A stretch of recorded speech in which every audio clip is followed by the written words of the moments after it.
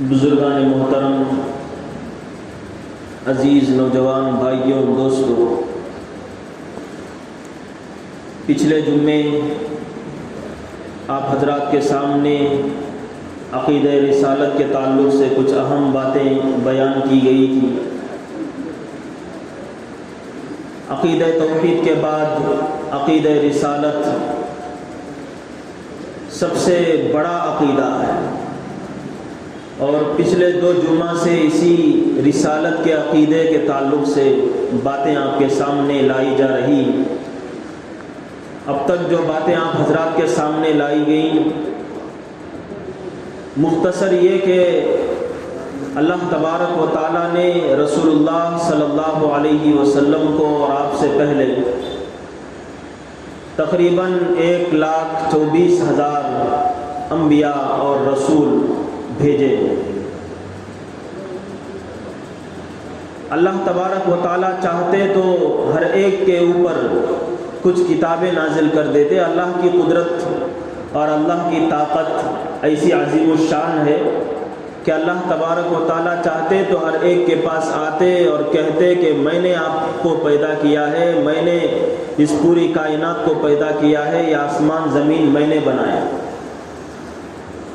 لیکن اگر اللہ ایسا کرتے تو ظاہر ہے کہ ہر ایک کو ماننا ہی پڑتا، اور اللہ کے ماننے والوں اور نہ ماننے والوں میں کوئی فرق نہیں ہوتا۔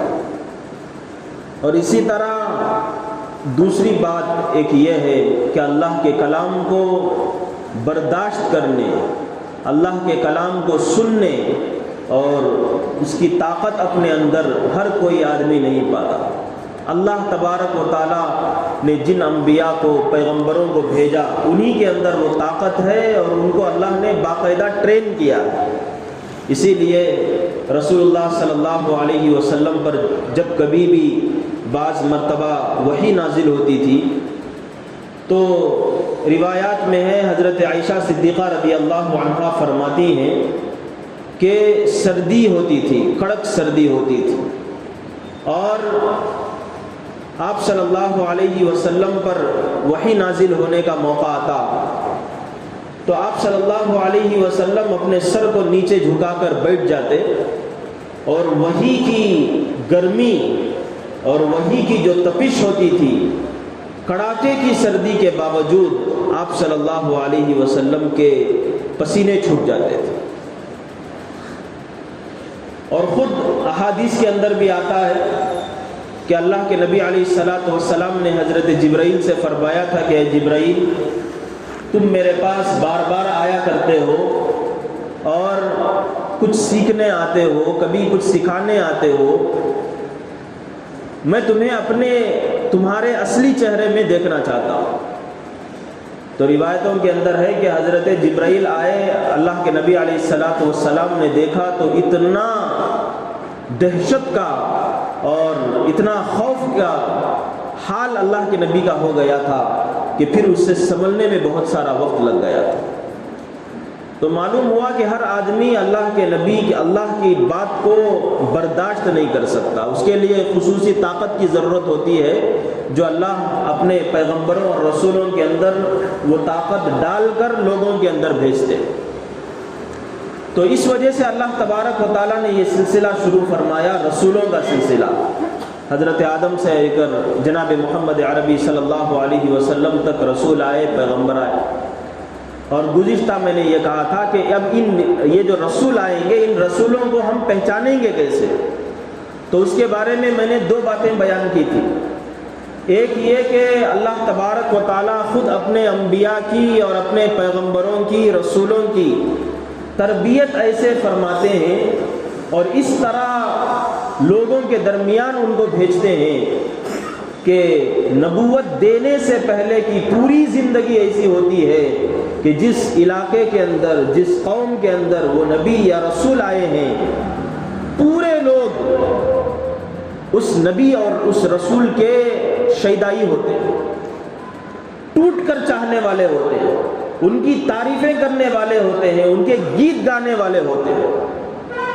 خود جناب محمد عربی صلی اللہ علیہ وسلم کے واقعات ہم سنتے ہیں پڑھتے ہیں کہ اللہ کے نبی کو نام سے بلانے کے بجائے الصادق الامین کے نام سے پکارا جاتا تھا، یعنی یہ سچا انسان، امانت دار انسان۔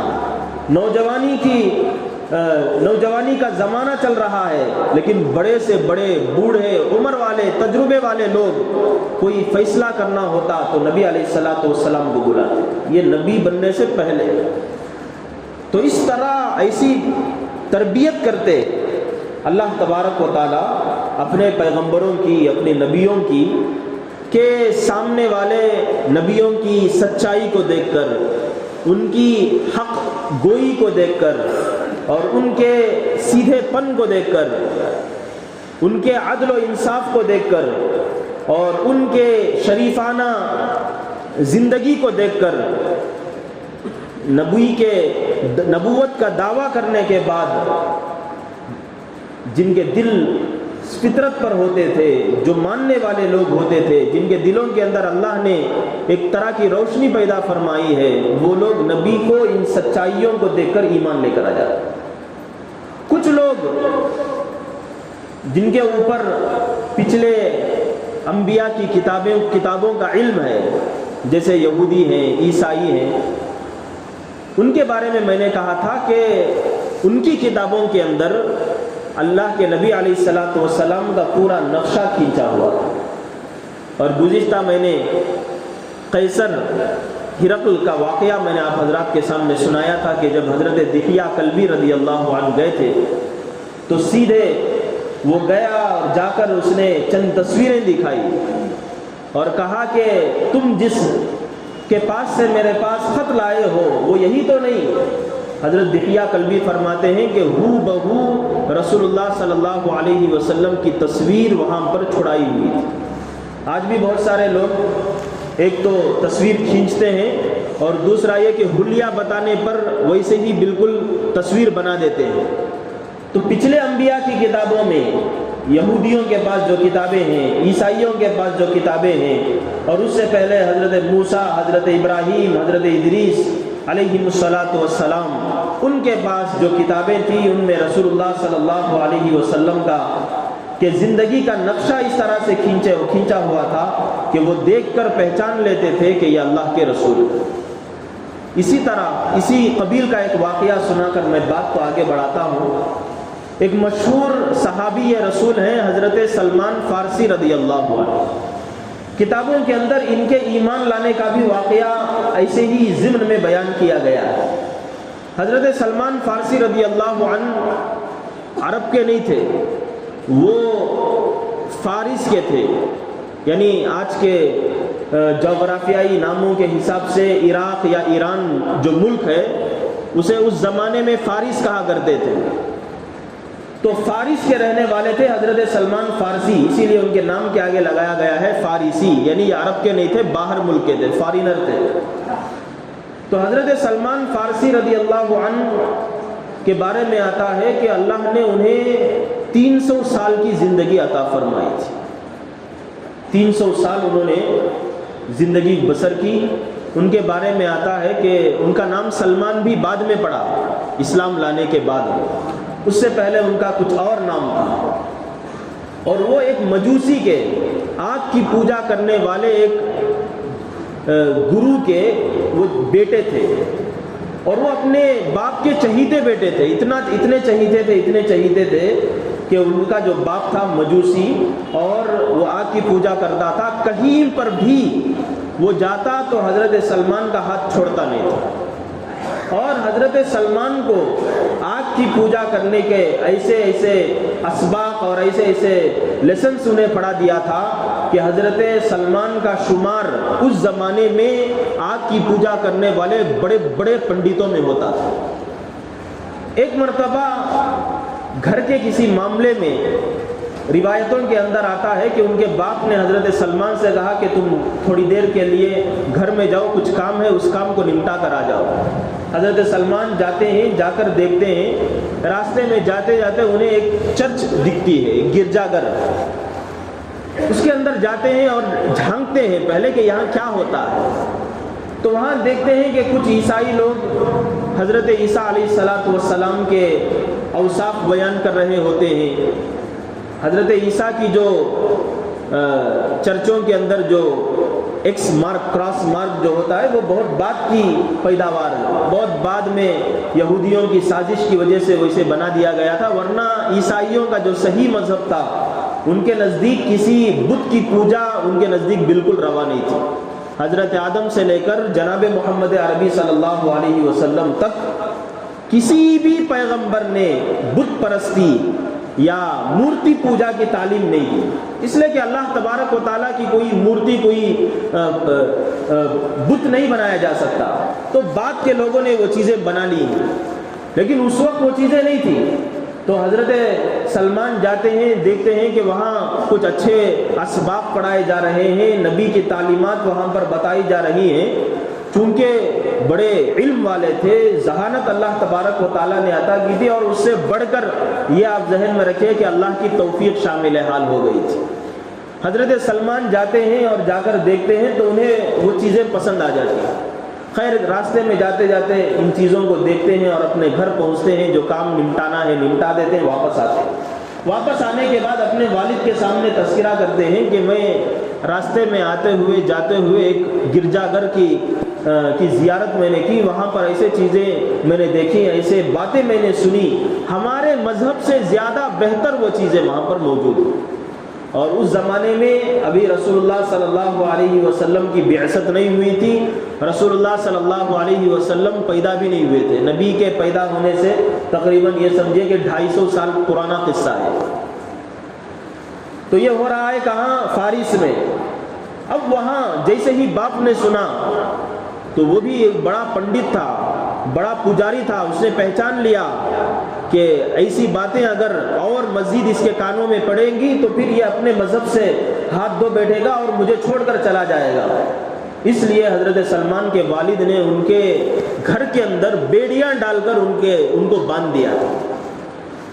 لیکن کتنا بھی کر لیجئے، بیٹا بیٹا ہوتا ہے، باپ باپ ہوتا ہے، کسی نہ کسی طریقے سے وہ کھول لیتے تھے اور جا کر کسی گرجا گھر میں جو اسباق یا جو باتیں وہاں پر بتائی جاتی ہیں، پڑھائی جاتی ہیں، وہ چیزیں معلوم کر کے آ جاتے تھے. پھر باپ کے آنے سے پہلے ویسے ہی وہ پہن کر بیٹھ جاتے تھے. اور اس زمانے میں انہوں نے ایک قافلے والوں سے انہوں نے بھاگنے کے لیے، اپنے باپ سے دوری اختیار کرنے کے لیے بات چیت بھی کر لی تھی کہ اگر تم کہیں جا رہے ہو تو اس وقت مجھے بتا دینا، میں بھی تمہارے ساتھ شریک ہو جاتا ہوں. میں یہاں پر رہوں تو میرا باپ مجھے آگ کی پوجا ہی کے پیچھے لگائے گا، مجھے صحیح خدا کی پہچان مجھے نہیں نصیب ہوگی.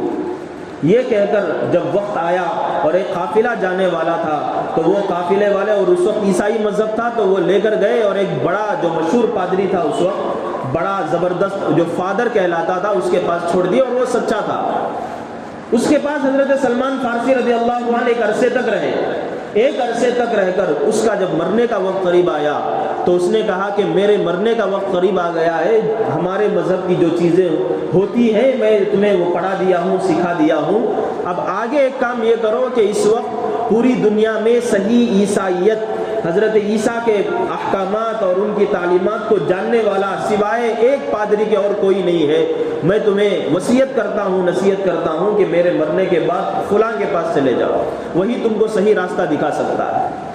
تو پھر وہاں سے حضرت سلمان فارسی ایک دوسرے فادر کے پاس پہنچ جاتے ہیں، پادری کے پاس پہنچ جاتے ہیں، اور وہاں جا کر اپنے جو اس وقت کے پیغمبر حضرت عیسیٰ کے جو تعلیمات ہوتے ہیں، احکامات ہوتے ہیں، وہ سنتے ہیں، سناتے ہیں، پڑھتے ہیں.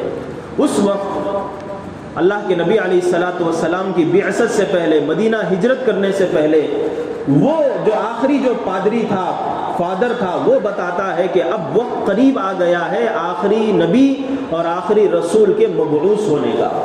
اور وہ کہتا ہے کہ جہاں وہ پیدا ہوگا وہاں لوگ اس کی مخالفت کریں گے، اس کے گھر والے اسے جینا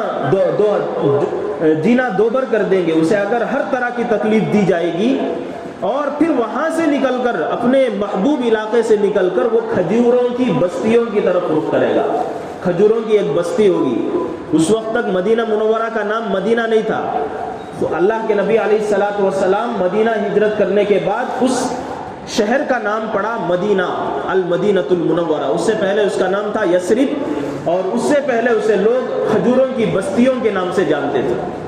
تو بعد میں حضرت سلمان یہ سننے کے بعد لوگوں کے پاس جاتے اور ایڈریس پوچھتے تھے، بھئی یہ کھجوروں کی بستی کون سی ہے، کھجوروں کی بستی کون سی ہے. تو کھجوروں کی بستی بعد میں پتہ چلتا ہے کہ ایک قافلہ وہاں جا رہا ہے، تو حضرت سلمان فارسی وہاں ان کے ساتھ ہو جاتے ہیں. لیکن ہوتا یہ ہے کہ وہ قافلے والے حضرت سلمان کو کھجوروں کی بستی پہنچا تو دیتے ہیں، لیکن پہنچانے کے بعد ایک دھوکہ دے دیتے ہیں اور ایک یہودی کے ہاتھ یہ ایک غلام ہے کہہ کر اسے فروخت کر دیتے ہیں حضرت سلمان فارسی. اب ان کے پاس کوئی طاقت نہیں تھی، بیچارے اپنے علاقے سے، اپنے گاؤں سے بہت دور آئے ہوئے تھے، اسی غلامی کی زندگی گزار رہے ہوتے ہیں. اس وقت انہیں پتہ چلتا ہے مدینہ منورہ پہنچنے کے بعد کہ ایک نبی مرسل یہاں پر بھیجے گئے ہیں. میرے عیسائی فادر نے مجھے جو بتایا تھا وہ نبی یہاں پر آ چکے ہیں. اور وہ جو نبی وہ جو فادر تھا پادری، وہ دو چیزیں بتایا رہتا ہے کہ اللہ کا جو پیغمبر آئے گا آخری زمانے میں، اسے پہچاننے کا طریقہ یہ ہے کہ تم اگر اسے جا کر ہدیہ دو تو وہ ہدیہ قبول کرے گا. 3 علامتیں بتاتے ہیں. ہدیہ دو تو ہدیہ قبول کرے گا، اگر صدقہ دو تو وہ صدقہ نہیں کھائے گا، دوسروں کو بانٹ دے گا. اور تیسری یہ علامت بتائی کہ ان کے پیٹھ کے اوپر، یہاں کندھے کے دونوں شانوں کے درمیان ایک مہر ہوگا جسے کہتے ہیں مہر نبوت. اللہ کے نبی علیہ الصلوۃ والسلام کے دونوں شانوں کے درمیان ایک مہر تھا، جیسے ایک آبلہ ہوتا ہے، ایک ددوڑا جسے کہتے ہیں ہماری یہاں زبان پر، اس طریقے کا تھا بچپن میں. بعد میں وہ ہوتے ہوتے ذرا بڑا ہو گیا اور اس کے اوپر لکھا ہوا تھا محمد رسول اللہ، یہ لکھا ہوا تھا اللہ کے نبی کے دونوں شانوں کے درمیان. اب یہ حضرت سلمان فارسی کھجور لے کر آتے ہیں اللہ کے نبی کے پاس، ابھی اسلام قبول نہیں کیے. آ کر یہ کہتے ہیں کہ اے محمد، میں تمہارے سامنے یہ کھجور لے آیا ہوں، یہ میں تمہارے اوپر صدقہ کرتا. رسول اللہ صلی اللہ علیہ وسلم ان کھجوروں کو لیتے ہیں اور جو آس پاس میں جو صحابہ بیٹھے ہوئے تھے ان کو بانٹ دیتے ہیں، لے گئی تم کھا لو. ایک کھجور کو بھی ہاتھ نہیں لگاتے. تو ان کو بھروسہ ہو جاتا ہے کہ ایک سوال کا جواب مجھے مل گیا. پھر دوسرا یہ کرتے ہیں کہ چند دنوں کے بعد اور ایک مرتبہ کھجور لاتے ہیں، کہتے ہیں کہ یا رسول اللہ، میں تمہارے لیے یہ کھجور لایا ہوں ہدیہ کے طور پر. تو اس وقت اللہ کے نبی خود کھجور کھاتے بھی ہیں اور اپنے آس پاس کے جو بیٹھے ہوئے تھے ان کو کھلاتے بھی. تو جب یہ دو چیزیں ہو جاتی ہیں تو ان کے دل کے اندر اطمینان آ جاتا ہے کہ ہاں یہ ضرور اللہ کے پیغمبر ہوں گے، اللہ کے رسول ہوں گے. لیکن ایک چیز دیکھنا باقی ہو جاتا ہے، جو مہر نبوت جو شانوں دونوں پیٹھ کے اوپر تھی، شانوں کے درمیان، تو وہ پیچھے پیچھے اللہ کے نبی کے پاس جاتے رہتے ہیں کہ کہیں چادر ذرا سرک جائے تو میں مہر نبوت کو دیکھ لوں. اللہ کے نبی علیہ الصلوۃ والسلام جب ان کو دیکھتے ہیں کہ یہ پیچھے پیچھے آ رہے ہیں تو پہچان لیتے ہیں کہ یہ مہر نبوت دیکھنا چاہتے ہیں. اس لیے ذرا جب حضرت سلمان فارسی پیچھے پیٹھ کی طرف آتے ہیں تو خود اپنی چادر کو نیچے چھوڑ دیتے ہیں اور وہ جو مہر نبوت تھا وہ حضرت سلمان فارسی دیکھ لیتے ہیں. تمہیں بتانا یہ چاہ رہا ہوں اس واقعے سے کہ ایک تو اللہ کے نبی کو پہچاننے کا ایک طریقہ تو وہ تھا کہ آپ کی تعلیمات کو دیکھ کر لوگ پہچانتے تھے کہ یہ اللہ کے نبی ہیں، اللہ کے پیغمبر ہیں.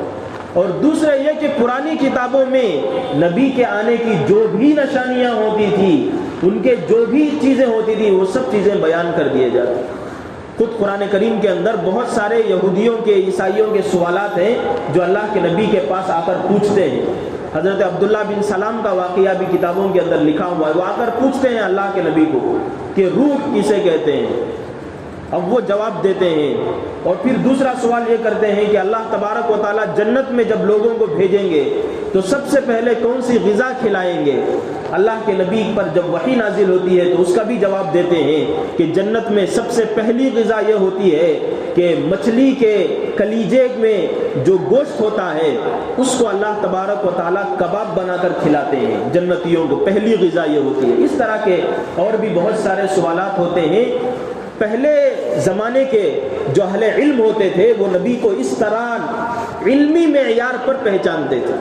یہ نہیں کہتے تھے کہ آ کر سورج کو یا چاند کو 2 ٹکڑے کر دیجئے، یا یہ کہ یہاں سے پانی نکال دیجئے، یا یہ کہ اس جگہ کو کچھ ایسا بنا دیجئے ویسا بنا دیجئے. اس طرح نہیں کرتے تھے. یہ مشرکین کا یہ طریقہ تھا، ان کے پاس علم کچھ نہیں تھا. اور طبیعت ان کی ایسی تھی کہ وہ کسی سچی چیز کو قبول نہیں کرتے تھے، وہ طرح طرح کی باتیں اللہ کے نبی کے پاس پوچھتے تھے۔ تو ایک بات نبی کو پہچاننے اور رسول کو پہچاننے کی میں نے یہ بتائی کہ اللہ کے نبی، اللہ کے رسول، اللہ کا پیغمبر حضرت آدم سے لے کر جناب محمد عربی صلی اللہ علیہ وسلم تک ان کو پہچانتے تھے لوگ اس طرح کہ ان کے عادات و خصال کو دیکھتے تھے۔ دوسرے یہ کہ پچھلی کتابوں کے اندر جو چیزیں لکھی ہوئی ہیں، جو واقعات بتائے گئے ہیں، نبی کی جو نشانیاں بیان کی گئی ہیں، اور قرآن کریم کی آیت میں نے پڑھ کر سنائی تھی، الذین آتیناہم الکتاب یعرفونہ کما یعرفون آباءہم، کہ ابناءہم، جس طرح اپنے بچوں کو لوگ جانتے ہیں، اپنے بیٹے کو جس طرح میں پہچانتا ہوں، آپ کے بچوں کو آپ جس طریقے سے پہچانتے ہیں مکمل، اس طرح اہل کتاب یہود و نصارہ آخری پیغمبر کو پہچانتے تھے۔ ان کے بارے میں سب معلومات تھی، لیکن ضد تھی، ہٹ درمی تھی، حسد تھا کہ جس کی وجہ سے نبی کو نہیں مانتے تھے۔ تو پچھلے انبیاء کی کتابوں کے روشنی میں لوگ جانتے تھے۔ اور تیسری چیز یہ کہ اللہ تبارک و تعالی نبی کے ہاتھوں پر معجزے دکھاتے تھے۔ کفار و مشرکین جن کے پاس طبیعت سلیم نہیں تھی، وہ کچھ باتیں مانتے نہیں تھے، اور دوسرا یہ کہ چونکہ وہ کفار ہیں، کفر اختیار کیے ہوئے ہیں، شرک کرتے ہیں، نہ ان کے پاس یہودیوں کی تعلیم ہے، نہ ان کے پاس عیسائیوں کی تعلیم ہے، تو وہ آ کر کہتے تھے رسول اللہ صلی اللہ علیہ وسلم سے کہ اگر آپ کو ہمیں پہچاننا ہے، آپ نبی ہیں، تو ایک کام کرو، یہ جو چاند نظر آ رہا ہے اس کے 2 ٹکڑے کر کے دکھاؤ، تب ہم جا کر مانتے۔ کبھی کہتے تھے آ کر کہ جو میرے ہاتھ میں جو کنکریاں ہیں ان کنکریوں کو کے بارے میں کہو، میرے ہاتھ کے اندر جو چیزیں ہیں ان چیزوں کے بارے میں بتاؤ کہ میرے ہاتھ کے اندر کیا ہے۔ اس طرح سے آ کر سوالات کرتے تھے، لیکن اللہ کے نبی علیہ الصلاۃ والسلام قربان جائیے، آپ نے ایسے کئی ساری چیزوں کو بطور معجزے کے اللہ کے نبی نے دکھایا۔ چنانچہ شق القمر کا واقعہ قرآن کریم کے اندر اس کا بیان ہے۔ اللہ تبارک و تعالیٰ نے مستقل ایک سورت نازل فرمائی ہے، اقتربت الساعۃ وانشق القمر۔ وہاں چاند کے بارے میں اللہ کے نبی علیہ الصلاۃ والسلام نے وہاں آیا ہے کہ انگلی سے اشارہ کر کے احادیث کے اندر آیا ہے کہ 2 ٹکڑے کر دیے تھے۔ اسی طرح اللہ کے نبی کے بارے میں آتا ہے کہ ایک مرتبہ ابو جہل آیا اور آ کر کہنے لگا کہ اے محمد، میرے ہاتھ کے اندر کچھ چیزیں ہیں اور ان چیزوں کو صرف میں ہی جانتا ہوں، میرے علاوہ کوئی نہیں جانتا، میرے ہاتھ کے اندر کیا ہے تم بتا دو۔ اللہ کے نبی علیہ الصلاۃ والسلام نے کہا کہ مجھے تم پوچھ رہے ہو کہ میری ہتھیلی میں کیا ہے، ہتھیلی میں کیا ہے اس سے پوچھو کہ میں کون ہوں، ہتھیلی میں کیا ہے اس سے پوچھو کہ میں کون ہوں۔ تو ابو جہل کے بارے میں آتا ہے کہ وہ کان کے قریب لے کر جاتا ہے تو ان کنکریوں کے اندر سے آواز آتی ہے محمد الرسول اللہ۔ تو یہ اللہ کے نبی علیہ الصلاۃ والسلام کے معجزے ہیں، اور خود قرآن کریم اللہ تبارک و تعالیٰ نے جو نازل فرمایا اس کو سامنے اللہ کے نبی نے پیش فرمایا۔ آج تک قرآن کریم اپنے اللہ کے کلام ہونے کا چیلنج کرتا ہے، اور اس جیسی آیات، اس جیسی صورتیں پیش کرنے کے بارے میں چیلنج کرتا ہے۔ آج تک ایسا کلام دنیا میں کسی نے پیش نہیں کیا، کسی نے پیش نہیں کیا۔ اور اس قرآن کو اتنے پڑھنے والے آج موجود ہیں دنیا کے اندر کہ دنیا میں کسی کی بھی کوئی بھی کتاب ایسی نہیں ہے جو اللہ کے اس کلام کے برابر ہو۔ اور اس زمانے سے لے کر آج تک اتنے حفاظ اس کے پیدا ہوئے ہیں کہ آج تک کسی کتاب کے حفاظ اس کتاب کے بارے اس کے علاوہ اور نہیں۔ ہمارے باپ دادا، ان کے باپ دادا، ان سے پہلے کے جتنی بھی پیڑھیاں لے کر چلے جائیں، جو قرآن کے حفاظ تھے، قرآن کے حافظ تھے، وہ جو قرآن پڑھتے تھے، آج کے زمانے میں بھی وہی قرآن ہے۔ پوری دنیا ایک ہونے کے باوجود قرآن کے ایک زبر کو زیر نہیں کر سکی، ایک زیر کو زبر نہیں کر سکی، اور یہ بھی ایک معجزہ ہے، اللہ کے نبی کا ایک زندہ معجزہ ہے، قیامت تک کا ایک معجزہ ہے کہ جس کلام کو دیکھ کر، اسے پڑھ کر، اس کی تعلیمات کے بارے میں جان کر ہم آنکھ بند کر کے یہ کہہ سکتے ہیں کہ یہ اللہ کا رسول ہے۔ تو نبی کو پہچاننے کے 3 طریقے، ایک آپ کے خصال کو دیکھ کر، آپ کے عادات کو دیکھ کر پہچاننا، دوسرا یہ کہ ان کے بارے میں جو دوسری کتابوں میں باتیں لکھی ہوئی ہیں ان کو دیکھ کر پہچاننا، تیسرا یہ کہ ان کے معجزوں کو دیکھ کر پہچاننا۔ ان سب چیزوں کو اکٹھا کر لیں گے تو نبی علیہ الصلاۃ والسلام کی ذات کے بارے میں کوئی یہ نہیں کہے گا کہ یہ اللہ کے نبی نہیں ہے، اللہ کے رسول نہیں ہے۔ یہ عقیدہ ہمارا ہونا چاہیے۔ نبی کے رسالت کا عقیدہ میں آپ حضرات کے سامنے بتا رہا تھا کہ اللہ کے نبی کہ اللہ تبارک و تعالیٰ نے رسولوں کا سلسلہ پیدا فرمایا، انبیاء کا سلسلہ پیدا فرمایا، اس پر ہمارا ایمان ہونا چاہیے، اور اس طرح ہمیں ایمان ہونا چاہیے کہ جن کے بارے میں اللہ نے نام لے کر قرآن میں بتایا، جن کے بارے میں احادیث میں کلام آ گیا کہ یہ نبی ہیں، یہ رسول ہیں، ان کے بارے میں ہم نام لے کر کہیں گے۔ حضرت موسیٰ اللہ کے نبی تھے، حضرت عیسیٰ اللہ کے نبی تھے، حضرت ابراہیم، حضرت اسماعیل، حضرت ادریس، حضرت نوح، حضرت صالح، حضرت ہود، حضرت یحییٰ، حضرت زکریا، حضرت سلیمان، حضرت داود، یہ سب اللہ کے نبی ہیں، اللہ کے پیغمبر ہیں۔